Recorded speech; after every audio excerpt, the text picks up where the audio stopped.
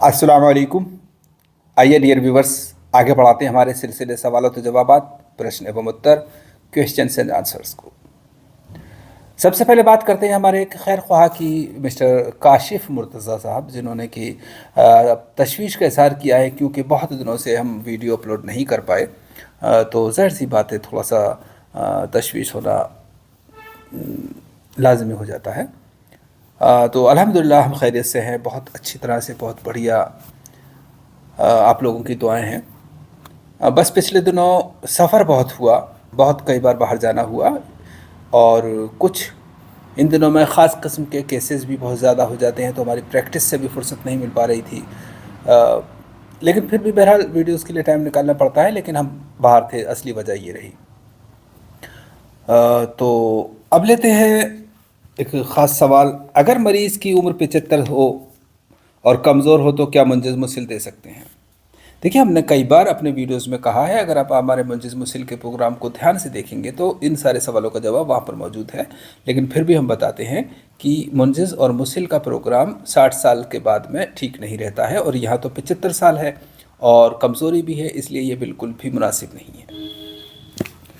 एक सवाल ये है कि माजून कस्तूरी का मुकम्मल नुस्खा बताएं। देखिए, माजून कस्तूरी हमने कभी नहीं बनाई, और कस्तूरी एक ऐसी चीज़ है जो कि बैंड है, इसलिए इसको इस्तेमाल नहीं करते हैं। एक सवाल ये है कि कैंसर का नुस्खा बताएं। अब ऐसी जगह पे थोड़ा सा हमें अफसोस होता है कि कैंसर जैसी बीमारी को सिर्फ एक नुस्खे से ठीक किया जा सकता है, वो बातें बनाना हमें नहीं आता।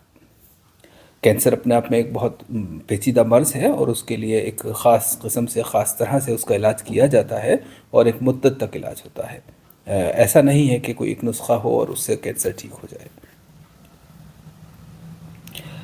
एक सवाल ये है कि मालकंगनी पर वीडियो बनाइए। मालकंगनी पर हमारा वीडियो अपलोडेड है। ये सवाल कि पहले के लोग मालकंगनी से तेल कैसे निकालते थे, ये जानने के लिए इस दौर में कोई ज़रूरत नहीं है।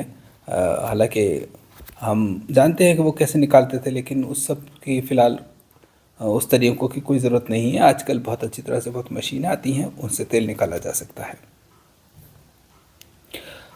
जलापा हड़ को क्या हड़ जलापा भी कहते हैं? कि जी हाँ, जलापा को सिर्फ जलापा भी कहते हैं और जलापा हरड़ भी कहते हैं, या हड़ जलापा भी कहते हैं। चूँकि हालांकि हड़ एक फल है जिसको हलेला कहते हैं, और ये जो जलापा है एक रूट है, तो इसलिए दोनों यूं तो अलग हैं, लेकिन दोनों का फंक्शन एक तो दस्तावर है और दूसरा दिखने में एक सी होती है, इसलिए इसको जलापा हड़ कह देते हैं।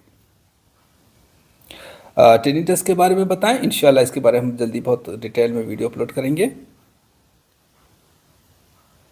हकीम अब्दुर्रहमान शेख हुसैनी साहब का कहना है कि आपका बयान पसंद आया, इसलिए हम मुलाकात करना चाहते हैं। बिल्कुल, आपका इस्तकबाल है, स्वागत है, वेलकम, आइए। एक सवाल है, ख़ास सवाल, जो कि हम इस तरह के सवालों को पसंद करते हैं जिससे कि यूनानी की जो पेचीदगियाँ हैं, या जो समझ में नहीं आने वाली बातें हैं, वो समझ में आने लगें। यहाँ ये सवाल है कि पिया पशम किसको कहते हैं? देखिए, बहुत अच्छी तरह से समझिए। पिया कहते हैं फ़ारसी में चर्बी को, फैट को। पशम कहते हैं फ़ारसी में बाल को, या कहिए कि ऊन को या वूल को। इसलिए जब हम पिया पशम कहेंगे तो यहाँ पर ऊन का फैट, या वूल फैट, या लैनोलिन जो के नाम से जो मार्केट में मिलती है, इनफैक्ट भेड़ के शीप जो होती है उसके बालों से एक किस्म का फ़ैट निकाला जाता है, उसको पिया पशम कहते हैं। आपने देखा होगा कि एक शॉल होता है बहुत मशहूर, प्योर वूल का बना हुआ, पश्मीना शॉल, जो कश्मीर का होता है और ईरान वगैरह की तरफ भी होता है।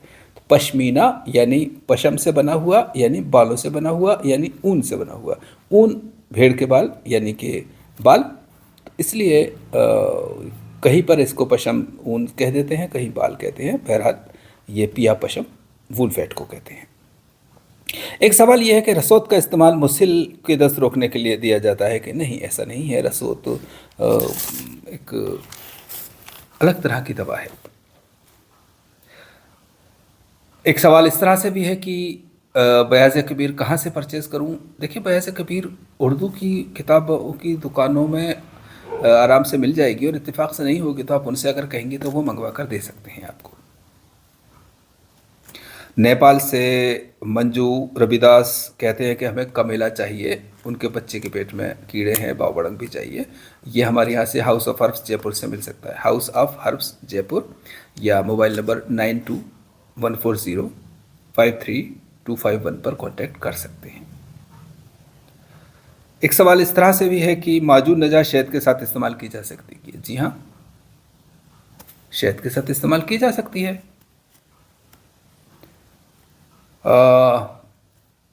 हमारा गौदंती का वीडियो देखने के बाद, गौदंती का वीडियो देखने के बाद किसी ने कमेंट किया है कि क्या ये स्टेरॉइड है।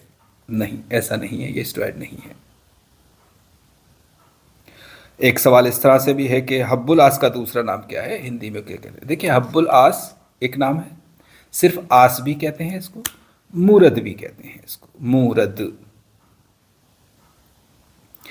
और फाइनली एक सवाल कि कसीब का सफ़ूफ किस तरह से बनाते हैं। देखिए, कसीब को पहले तो लंबा लंबा काट करके और सुखाते हैं, और सुखाने के बाद उसको जैसे कि कीमा किया जाता है उस तरह से छोटे छोटे पीस किए जाते हैं, और उसके बाद मिक्सर में चला करके उसको सफ़ूफ कर दिया जाता है।